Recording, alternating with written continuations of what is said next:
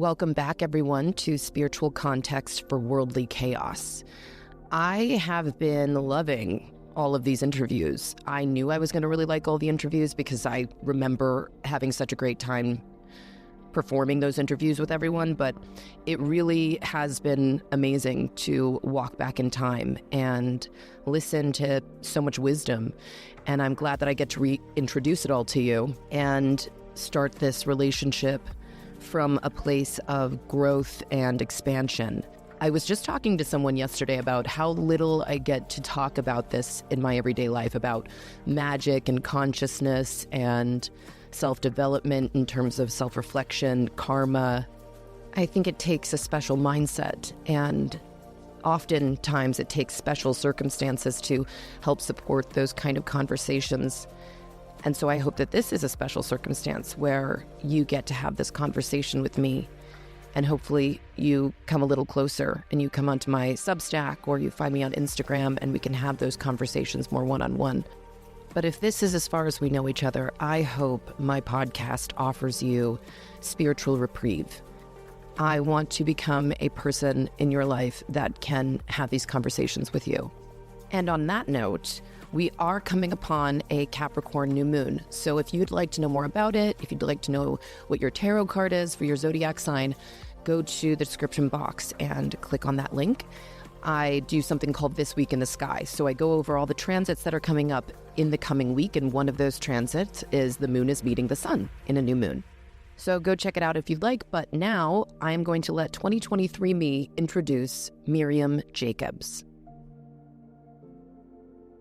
Miriam Jacobs is the author of the award-winning Tarot and the Chakras, Opening New Dimensions to Healers, and also authored Tarot in Motion, a handbook to embody wisdom through the cards. She is the creator of the first somatic tarot deck, Polarity Wellness Tarot. Miriam is an energy-based body worker, tarot card reader, and founder of Tarot in Motion. She synthesizes systems for ease of use, and she offers hands-on virtual sessions and classes, as well as in-person and virtual Tarot in Motion classes, tarot consultations, and polarity-based bodywork sessions. Hello, Miriam. Thank you so much for taking the time out to talk to me. I'm so excited to talk about everything that you've learned about tarot and how you use it. Hi, Vanessa. Thanks so much for having me. I'm excited too. So let's start with the icebreaker question that I ask most of my guests. How did you come to tarot? What's your journey to this craft?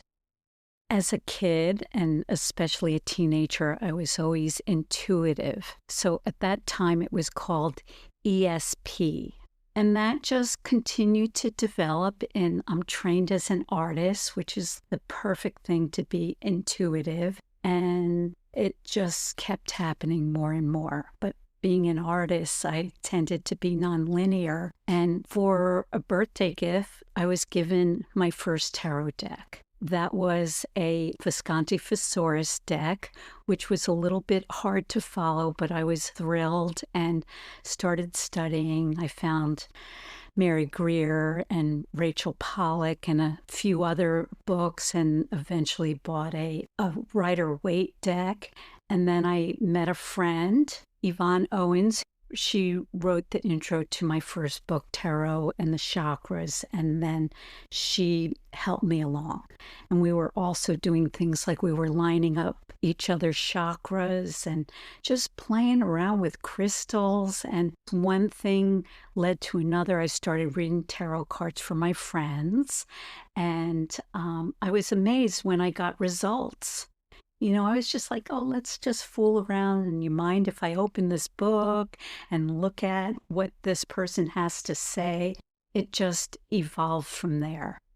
I was a working artist in New York, and I worked in various print shops. I developed an intolerance to the fumes and found myself finding my own healing journey. And for a while, I taught at a private junior, senior high school, and that just kind of lasted so long. And there was a teacher I met there who said, well, what do you want to do? And I said, I want to do some kind of healing.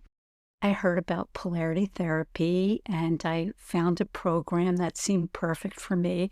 It wasn't massage, it was energy, but yet didactic energy, meaning, it had an incredible framework for it, which was better because between the tarot and that, I wanted some structure, but I also wanted them to be open enough that I wasn't just following a bunch of techniques. And so both of them have a very rich history.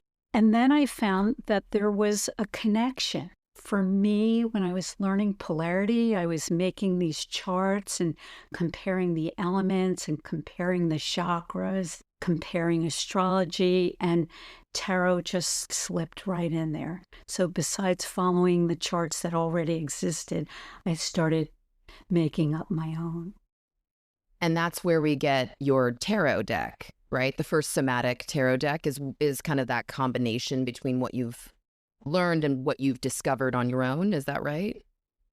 Yeah, there were a couple of steps before that. What happened was that then I left the teaching job. I started studying polarity. I had a polarity one day, and the next day I knew I was going to move to California. In between that, I had a dream that this healer of mine, who was a chiropractor, who was really supportive of me studying healing, was dying and came to me that night and said, move to California. So the next day I woke up and I heard that he died, and at his memorial service there were several people who in various ways got messages from him, and that was just reaffirming.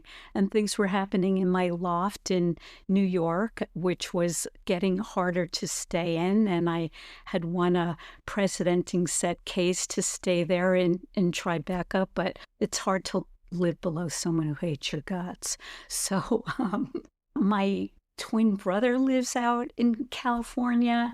He was having some issues with his family, and 3 months later I moved out here. And then I started doing sessions on people. I opened up a practice, and what I found, which is, in California, the earth moves. So everyone could be moving around or flaky or whatever you want to call it. And in New York City, everything is solid. In New York, it's a big piece of granite. And so what happened was I found that I was to help people get out of their heads before I gave them the bodywork aspect of polarity. I would pull a couple of cards. And in my head, I was going, wait a second, this card is astrology, this, and I just kind of put them together and realized I had to make my own deck. And at the time, I had dinner with my own old polarity teachers who were out in California, and I was telling them about a program I was putting together with tarot and art and combining all these. And they said, well, you have to have a product. So on the way home from that dinner that I had with them, I decided to make Polarity Wellness Tarot, which then connected all of the different symbols, or connected symbols from tarot and polarity and astrology. And so I was using those in the sessions.